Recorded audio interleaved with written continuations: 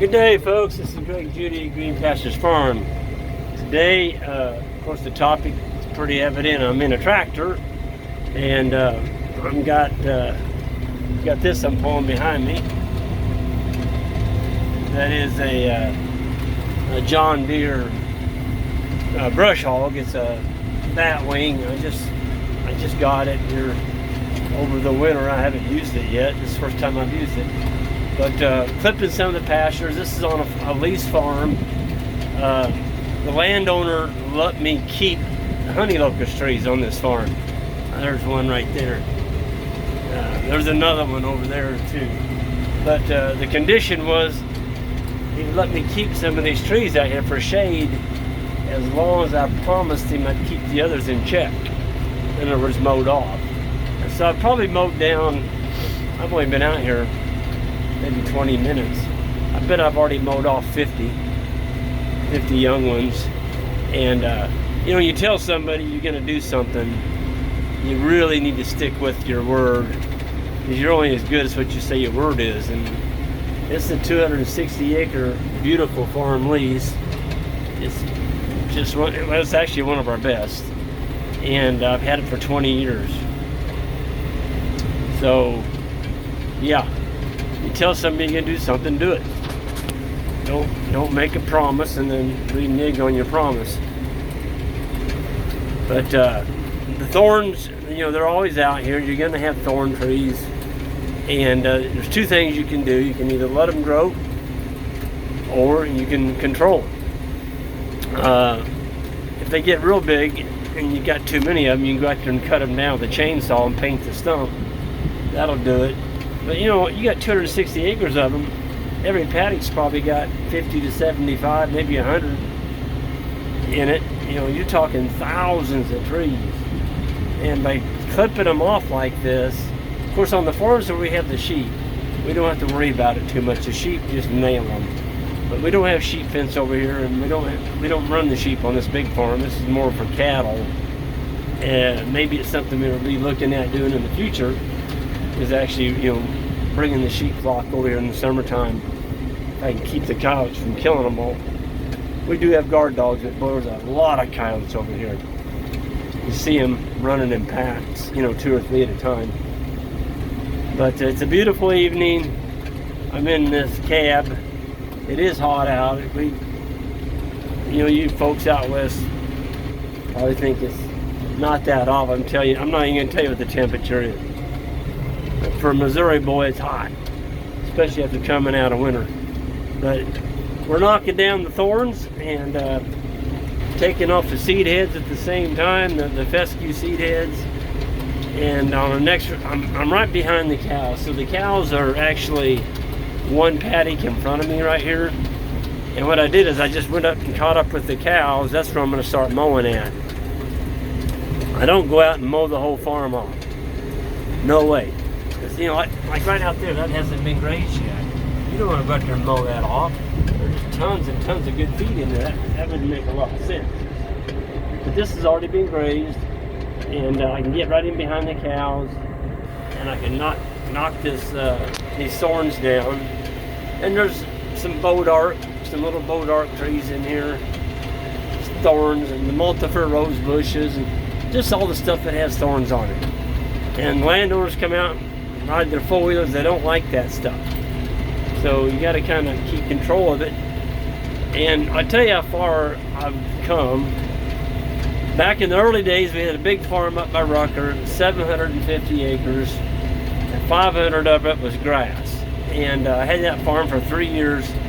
And one of the reasons the guy said that, you know, we finally ended up losing the lease, and kind of got crosswise with him because we wouldn't mow it. Well, I didn't have a tractor, I didn't have a brush hog, and I was working full-time in town, and we were running, you know, at that time we had about 4 different farms.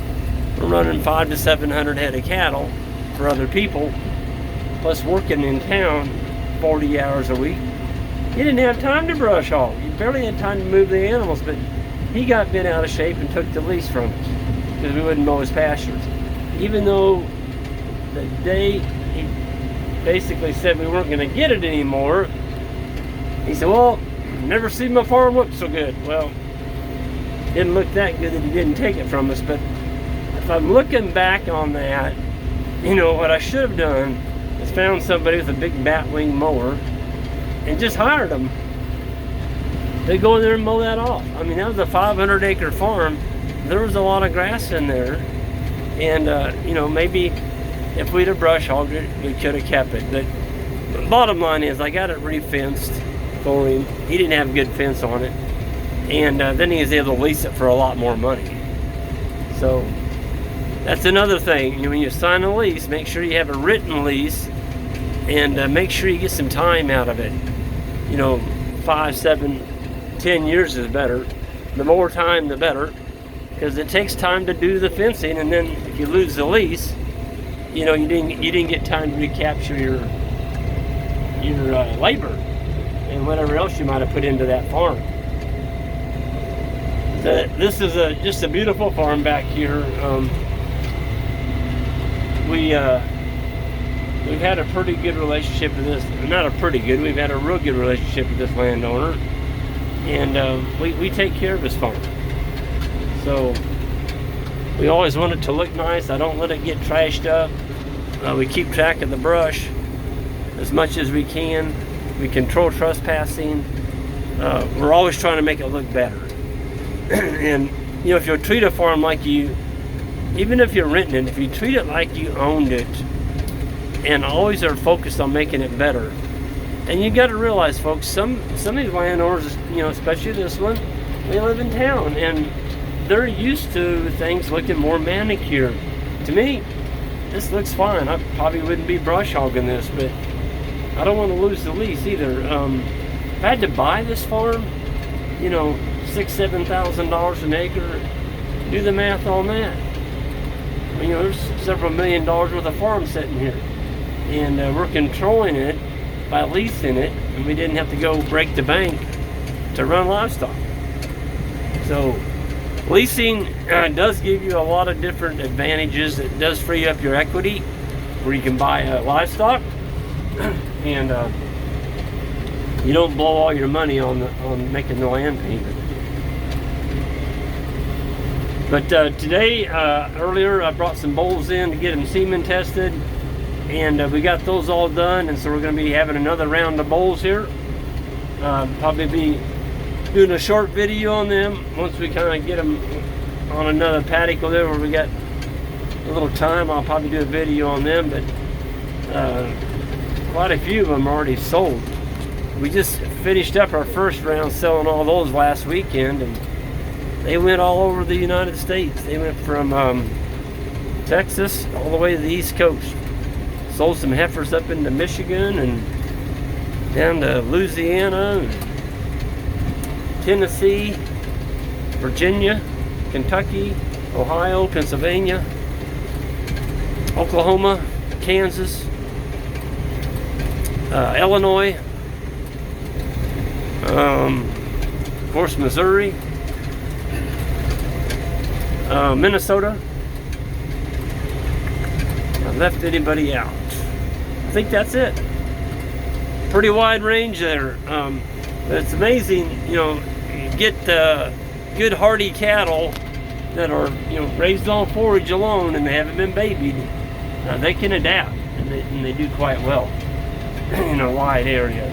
But anyway, I wanted to give a plug for that, and also we're going to have I think we're at about 40 more steers, grass genetic, 3/4 South Pole steers. These are going to be about 500 pounders, 500 to 520. We got about 40 of them left. So anybody wanting any steers, go to that website, fire me an email, greenpasturesfarm.net, and maybe we can get you set up with some steers. One of the things that, you know, I see people when they're starting out, that, you know, they want to do cow-calf, and that's fine, but a lot of times they don't have the land mass for it, because their bottom line is they want to do grass-finished beef. Well, if you're tying up all your land into a cow-calf, and then you want to retain the calves out of that to finish them on grass, you're going to run out of you're going to run out of grass. It's just that plain and simple. So if you're doing grass finished beef, you want to kind of get your feet wet with it.